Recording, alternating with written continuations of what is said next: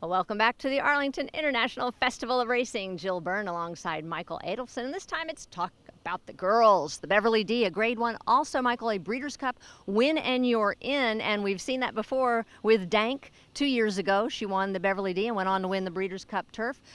This year, possibility of a first ever two-time winner in Euro Charlene, but she will have to get by a filly that she beat last year, Stephanie's Kitten, one of two in here for trainer Chad Brown. He also sends out What's the Chances. Last year she ran a big race. She just had a little bit of issue in the stretch, a little bit of traffic, and I think she's dangerous and coming in, and actually the 3 weeks may help her. Well, this could finally be her win in the Beverly D. What about her stablemate? What's the chances? What's the chances? There are some chances here. I think Peter Bradley and company, they have been aiming for this race for a long time. It's a perfect trip for her. She likes a nice, good, hard surface, and she had a lot of excuses last time. She had too much to do when she came flying. Lots of Lex. She's going to be a long shot. She has a lot to make up to defeat. This is a strong Beverly D. You look at her races before, she does have a really nice win in Allowance Company that was easy for her. Still, it's the class with her. Carla Bianca, what a beautiful filly out there. Pretty gray filly. Super presence. She at one point she sort of stood there and gazed out into the track. She's just a beautiful gray filly by Dan Silly. And Dan Silly, sire of Dank, his horses usually do really well when they get over here and get a nice, firm, hard going to go upon.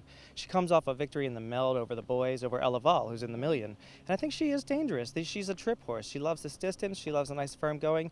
And you have to respect Dermot Weld.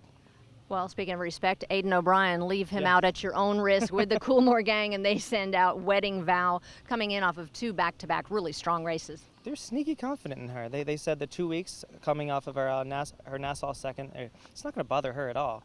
She's going to come in here top form. The only thing I worry about is whether or not the 9.5 furlongs, mile 3/16, might be a little bit too short for her. Well, we know Euro Charlene loves it here at Arlington. She was last year's winner of the Beverly D. She's had a little bit of a rough year, but she's come back here where she seems very comfortable. I think she looks better this year than she did last year, and very familiar with the surroundings. She seems to be acting better.